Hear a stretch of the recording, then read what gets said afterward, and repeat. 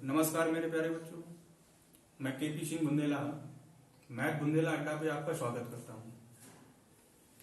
Square root का पहले एक वीडियो हम बना चुके हैं, वो आप देख भी चुके होंगे। अब हम उसी से रिलेटेड थोड़ा आगे बढ़ते हैं। कुछ सवाल हमने दे रखे हैं। ये सवाल हमारे कंपटीशन के प्रत्येक एग्जाम में पूछे जाते हैं। देखने के सवाल बड़े भारी होते हैं, लेकिन कुछ नहीं होता है। वो केवल देखो, ऑप्शन पर टिक लगाओ, कागज कलम दवात की हमें आवश्यकता नहीं पड़ेगी। राम राम, जय श्री राम सभी को। चलो हम स्टार्ट करते हैं।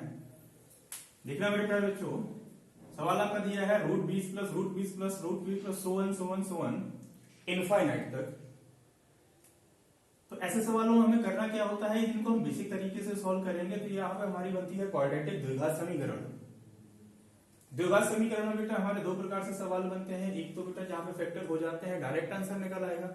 जहां पे बेटा द्विघात समीकरण हमारे फैक्टर नहीं होंगे, तो वहां पे आपने फॉर्मूला पढ़ा होगा एक सीरीधराचार का, उससे सॉल्व करते हैं। बट बेटा यहाँ पे ऐसे सवाल आएंगे जहां पे आपके फैक्टर हो भी रहे होंगे और यहाँ पे आपके फैक्टर नहीं भी होंगे, तो यहाँ पे हमें सीरीधराचार की आवश्यकता नहीं पड़ेगी। इनको हम डायरेक्ट ही करेंगे। करने का तरीका क्या है, आपको केवल ये देखना होगा, जब सीरीज आपकी प्लस में हो, इनफाइनाइट तक हो, तो मेरे प्यारे बच्चों यहाँ पर लिखी हुई संख्या के हमें ऐसे फैक्टर करने हैं कि उन फैक्टर का डिफरेंस एक हो। यहाँ पर लिखी हुई संख्या के ऐसे गुणनखंड करने हैं कि गुणनखंड के बीच का अंतर एक हो। तो 20 के हमें ऐसे गुणनखंड करने हैं जिनके बीच का अंतर एक हो। तो बेटा 20 के गुणनखंड होंगे हमारे 5 इंटू 4, 5 इंटू 4। यदि सीरीज प्लस में है, इनफाइनाइट तक है, तो बड़ा वाला आंसर 5 और 4 में बड़ा क्या है हमारा 5। बिल्कुल सेम सवाल आपके नीचे लिखा हुआ है, root 20 minus root 20 minus root 20 so one infinite. मेरे पहले बच्चों मुझे काम वही करना है, यहां पर लिखी हुई संख्या के ऐसे गुणनखंड करने हैं कि उन गुणनखंडों के बीच का अंतर एक हो। तो 20 के हम गुणनखंड करेंगे 5 इंटू 4। यदि सीरीज माइनस में है, इनफाइनाइट तक है, तो छोटा वाला आंसर। तो इसका आंसर मेरे प्यारे बच्चों हो जाएगा 4, 4। इन्हीं से रिलेटेड आपके दो एग्जाम्पल और हैं। 72 के हमें ऐसे गुणनखंड करने हैं कि उनके बीच का अंतर एक हो। भी हम 72 के फैक्टर करेंगे। 72 के फैक्टर होंगे 9 इंटू 8। सीरीज प्लस में है, आपने देखा, इनफाइनाइट तक है, आपको पता है, बड़ा वाला आंसर। सेम सवाल आपके सामने लिखा है 132।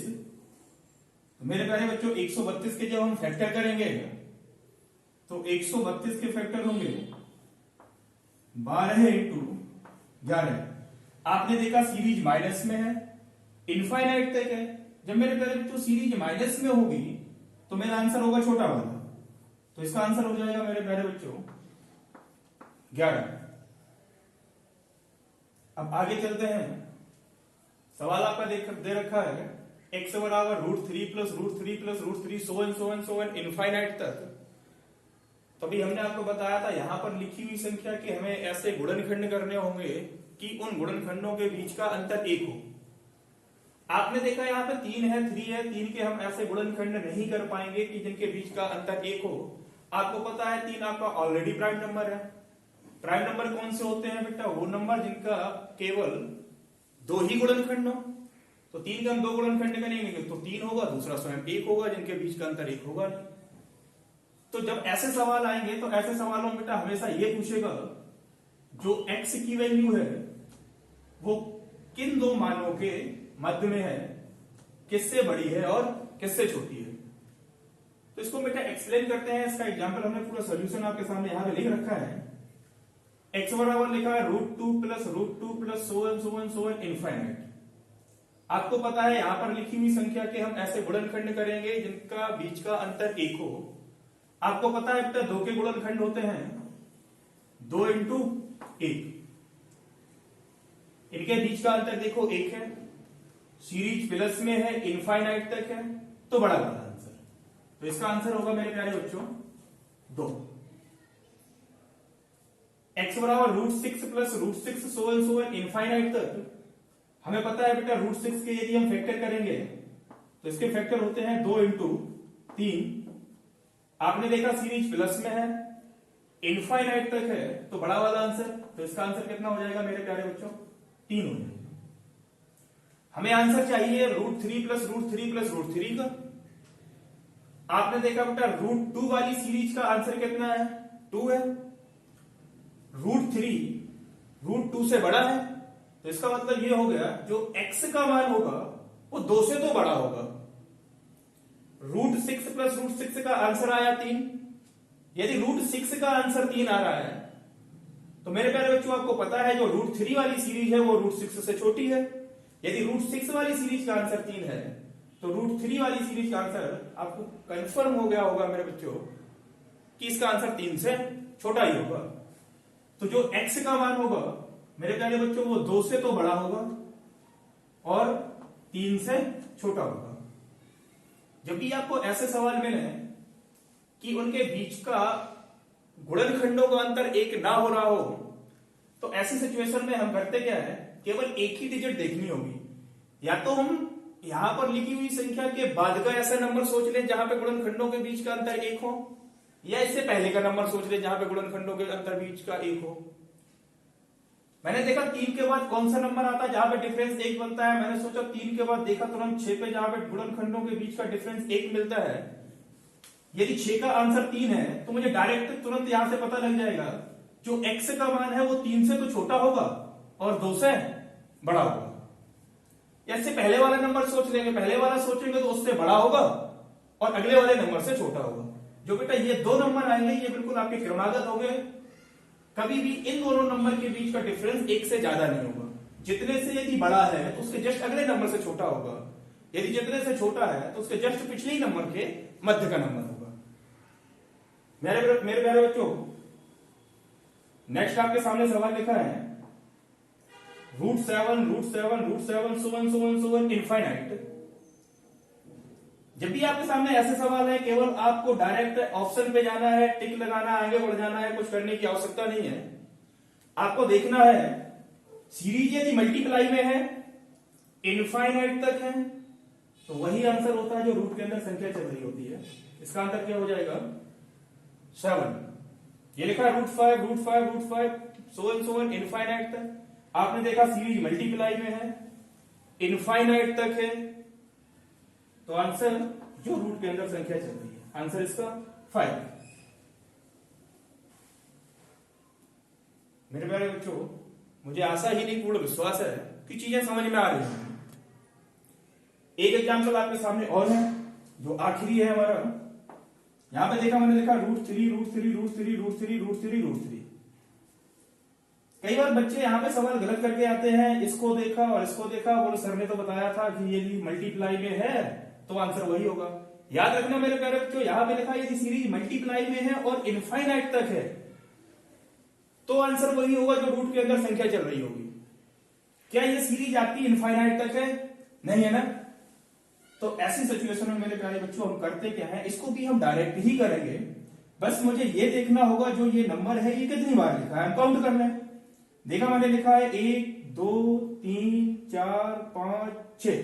बेटा ये नंबर जितनी बार लिखा है उसको हम 2 की पावर में लिख रहे हैं, तो 2 की पावर 6। फिर से काउंट कर लो बेटा, 1 2 3 4 5 6। जितनी बार नंबर लिखा है उसको हम 2 की पावर में लिखेंगे। हमने लिखा 2 की पावर 6, हमें पता है मेरे पहले बच्चों 2 की पावर होता है 6 64। तो इसका जो फाइनल आंसर होगा, तो इसका आंसर जो होगा बेटा, जो नंबर हमारा रूट में चल रहा है वो नंबर हमें लिखना है। जो हमने 2 की पावर से हमने इसका नंबर निकाला है, एक नंबर कम करके इसको फ्रैक्शन में लिखेंगे इसकी पावर पर।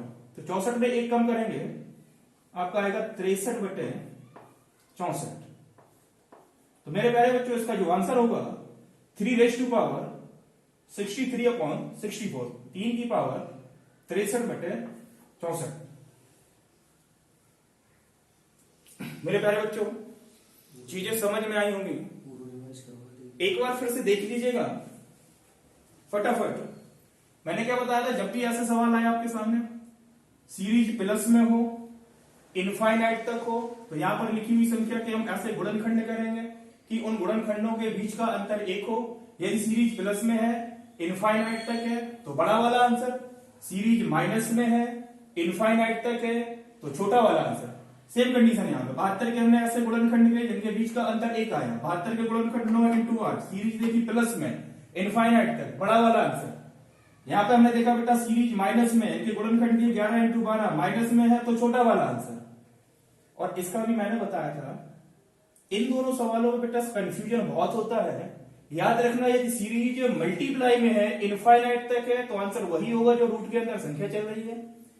यदि सीरीज हमारी इनफाइनाइट तक नहीं है तो हमें यह देखना होगा वो नंबर लिखा कितनी बार है। चेक करेंगे 1 2 3 4 5 6, जितनी बार लिखा वो 2 की पावर में लिखेंगे। 2 की पावर 6 होता है 64। जो नंबर चल रहा है वो नंबर हमारा बेस रहेगा। जो 2 की पावर पे नंबर हमारा आया है बस एक नंबर कम करके उसके फ्रैक्शन में लिख देंगे। 64 से 1 कम किया 63/24 64। यहां पर मेरे प्यारे बच्चों फिर से देखिएगा, जब भी ऐसे सवाल आए जहां पे उनके गुणनखंड हो न रहे हो, जिनके बीच का अंतर 1 हो, तो ऐसी सिचुएशन में हम करते क्या है, ये इतना लंबा हमें करने की आवश्यकता नहीं है, ये केवल आपको समझाने के लिए बताया मैंने। हम इसके बाद वाला ऐसा नंबर सोचेंगे कि जिनके बीच का गुणनखंड 1 हो रहा हो। 3 के बाद मैंने सोचा क्या आता है, 6 आता है। 6 के बीच का गुणनखंड बेटा 1 मिलता है हमें 2 और 3 पे। यदि 6 का आंसर हम 3 लगाएंगे तो मेरे प्यारे बच्चों ये कंफर्म हो गया, 6 का आंसर 3 आता है तो √3 वाली सीरीज का आंसर 3 से छोटा होगा। यदि 3 से छोटा है तो कंफर्म है वो बड़ा कितने से होगा, 2 से होगा। और ये तो अभी मैंने आपको बताया था, यदि सीरीज मल्टीप्लाई में इनफाइनाइट तक है तो आंसर हमारा वही होगा जो रूट के अंदर संख्या चल रही होगी। धन्यवाद मेरे प्यारे बच्चों, मुझे आशा ही नहीं पूर्ण विश्वास है ये चीजें समझ में आई होंगी। जय श्री राम, जय श्री कृष्णा।